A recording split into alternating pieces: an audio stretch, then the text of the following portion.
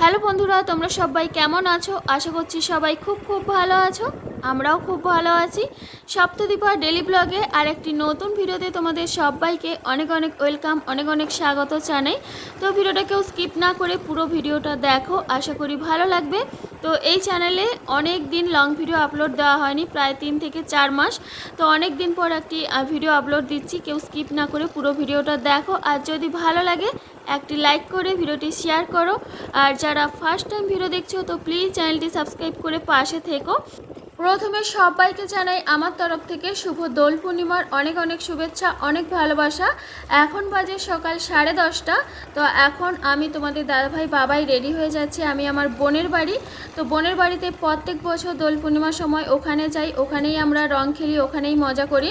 তো যখন থেকে বোনের বিয়ে হয়েছে তার পরের বছর থেকে তোমাদের দাদাভাই অসুস্থ ছিল, তো তখন আমরা কলকাতায় ছিলাম, তখন তো আর যেতে পারতাম না। যখন থেকে তোমাদের দাদাভাই সুস্থ হয়ে বাড়ি আসলো তার পরের বছর থেকেই প্রত্যেক বছর আমরা দোল পূর্ণিমার সময় বোনের বাড়ি যাই, কারণ প্রত্যেক বছর দোল পূর্ণিমার সময় ওদের ওখানে গ্রাম পুজো হয়। তো আমাদের সবাইকে প্রত্যেক বছর ডাকে। আর প্রত্যেক বছর বাবার এই সময় ফাইনাল এক্সাম পড়ে, তো এই বছর এই জন্য যাবো না ভাবছিলাম, কারণ বাবার এই বছর 5 থেকে 6-এ উঠবে। তো 3টে এক্সাম মাত্র হয়েছে, 2টো ইংলিশ আর ম্যাথ হয়েছে। আর দোল পূর্ণিমা ছিল মঙ্গলবার, বুধবার ছুটি ছিল, আর বৃহস্পতিবার বাবার ছিল সোশ্যাল স্টাডি এক্সাম। তো এই জন্য যাবো না ভাবছিলাম।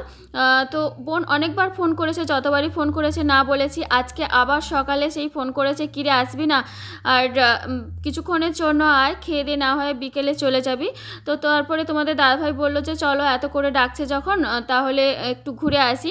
তো এই ভেবে আমরা বেরিয়েছি। তার জন্য আমাদের দেরি হয়ে গেছে বেরোতে, 10:30 বেজে গেছে।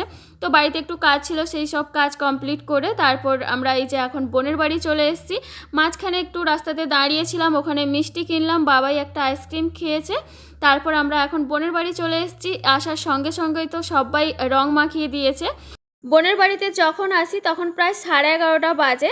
আর এসেই দেখি এদের সবার রং খেলা কমপ্লিট আর সবার ফটোশ্যুটও কমপ্লিট। তো আসার সঙ্গে একটু টিফিন দিয়েছিল, খেলাম। খেয়ে দিয়ে এখন এই যে ওপরে এসেছি, আর সোনা এইদিকে খেলা করছে।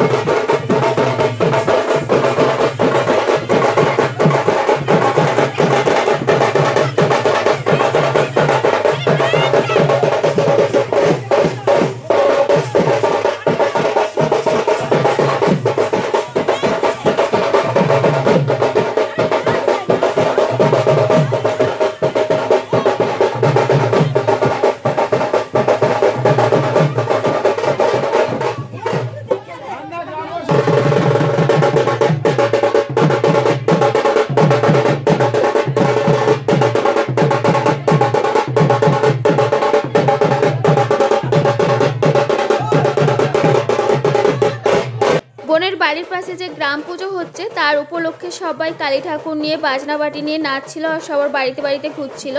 আর এই দিকে দেখো বোনের কাকু সোনাকে নিয়ে এত নাচছিল, নাচতে লাস্ট পর্যন্ত ওর পিচকারিটাই ভেঙে গেছে। আর ও এসে ওর মায়ের কাছে কান্না করছিল, বলছিল মা আমার পিচকারি ভেঙে গেছে। তো ওর মা বললো যে আর একটা পিচকারি আছে তোকে দেবো, বলতে একটু চুপ করেছে। আর বোন আমাকে ফোন করে বলছিল যে ওর বাপিকে 2 সপ্তাহ আগে থেকে ফোন করে বলতো নাকি 2টো পিচকারি আনো, আমি দিদিকে রং মাখাবো।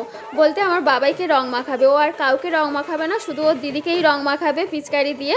তো আসার সঙ্গে সেই ভিডিওর ক্লিপগুলো তো নেওয়া হয়নি, কারণ মা বোনের বাড়িতে ছিল। আর এসে মাকে ব্যাগটা দিয়েছিলাম, ওই ব্যাগের মধ্যেই আমার ফোনটা থেকে গিয়েছিল, তার জন্য আর ভিডিওর ক্লিপগুলো নেওয়া হয়নি।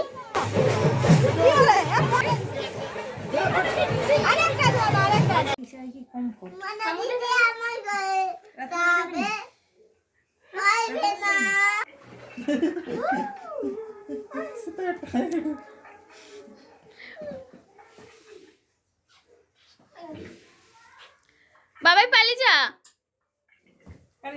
নানা কালি যা।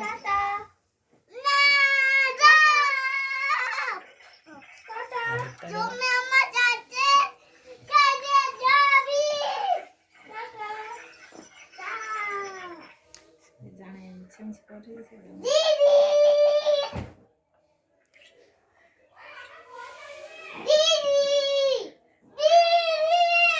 দিদি ভাই, দিদি ভাই বলো, দিদি ভাই বলো, দিদি ভাই পালিয়ে গেছে। ওই দেখ, ওই দেখ,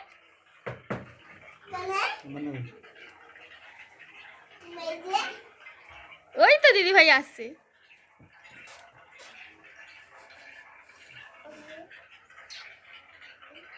দিদি ভাই যাবে না, আদর করে দাও, দিদি ভাইকে আদর করে দাও, যাবে না।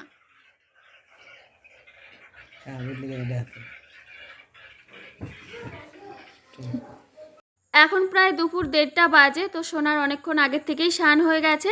বোন ওকে স্নান করিয়ে দিয়ে তারপরে নিজে স্নান করতে গিয়েছিল। আর বোন যখন স্নান করতে যায় ওকে ফোন চালিয়ে দিয়ে যায়, কারণ ও না হলে আবার নিচে নেমে নোংরা ঘাটবে, আবার রং মাখবে। তো ভাই বোনে দুজনে বসে ফোন দেখছিল। আর তোমরা তো দেখতেই পেলে বাবাইকে কিছুতেই ও বাড়ি যেতে দেবে না। যখন বলছে যে ভাই আমি বাড়ি চলে যাচ্ছি, ও দিদিকে তখন হাম্পি দিয়ে কত আদর করছে, বলছে দিদি বাড়ি যাবি না, আমার বাড়িতে থাক, এরকম বলছে। তো যাই হোক, সোনার খাওয়া দাওয়া হয়ে যাওয়ার পর আমরা এই যে খেতে বসেছি। আর আমাদের আগে তোমাদের দাদাভাইয়ের খাওয়া হয়ে গেছে, কারণ ও তো অসুস্থ। আর ও যখন থেকে এসছে ওপরে ছিল, ও রং মাখা যাবে না, তার জন্য ওপরেই ছিল। টাটা টাটা করো, এখানে টাটা করো, টাটা করো, টাটা।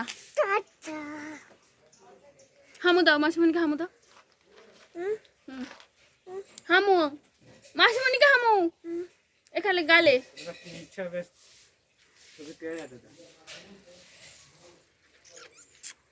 গালে গালে হামু দাও, গালে বাবা হাতটা সরা তো, গালে হামু দাও, গালে হামু দাও, গালে হামু দাও, এখানে গালে নাম।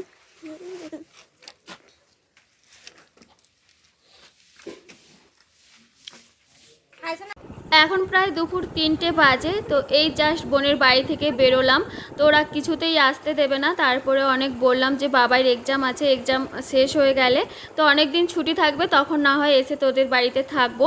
তো এই বলে আমরা বেরিয়েছি। আর এত তাড়াতাড়ি যাওয়ার কারণ, আমরা যখন আসি তখন সঙ্গে করে কোনো জামা কাপড় নিয়ে আসিনি তিনজনে।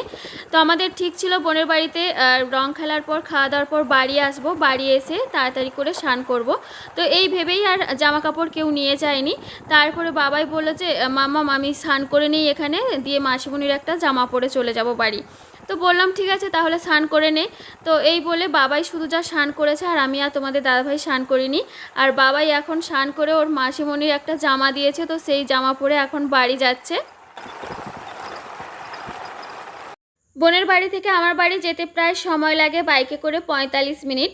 তো আমরা একটা জায়গায় দাঁড়িয়েছি, তোমাদের দাদাভাইকে বললাম তোমার সঙ্গে তো একটাও ছবি তোলা হয়নি, আর বাবার সঙ্গেও ছবি তোলা হয়নি ঠিকমতো, কারণ আমরা যখন যাই তখন তো ওরা সববার ছবি তোলা কমপ্লিট, রং খেলা কমপ্লিট। তো এই জন্য বললাম যে এখানে একটু দাঁড়াও, দিয়ে সবাই একটু ছবি তুলি। তো বলতে তোমাদের দাদাভাই আমি বাবাই করে তিনজনের ছবি তুললাম। তারপরে জল টল খেয়ে আবার এই যে বাইকে উঠে পড়েছি। এখন আমরা বাড়ি যাচ্ছি। আর বাড়ি গিয়ে ইচ্ছে আছে রিলস বানাবো। তো অনেক রিলসও বানিয়েছি, আর তোমরা অনেকেই দেখেছো রিলস, আবার অনেকে দেখোনি। তো যারা যারা দেখোনি সবাই দেখে নিও। আর আজকের দিনে আমরা খুব মজা করেছি। আর তোমরা হোলির দিনে কেমন কাটিয়েছো সবাই আমাকে কমেন্ট করে জানিও।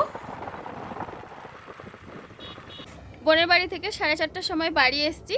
বাড়ি এসে আবার একটু রেডি হয়ে আমি আর বাবাই ওপরে এসেছি, শর্ট ভিডিও বানাচ্ছিলাম। এখন এই যে আমার অবস্থা দেখো, বাবাই কি করেছে। তো এখন কটা বাজে? 5:37। তো এখন আমি স্নান করব। বাবাই তো বোনের বাড়ি থেকে স্নান করে এসছে। আর আমাকে কেমন লাগছে রং মেখে সবাই জানিও।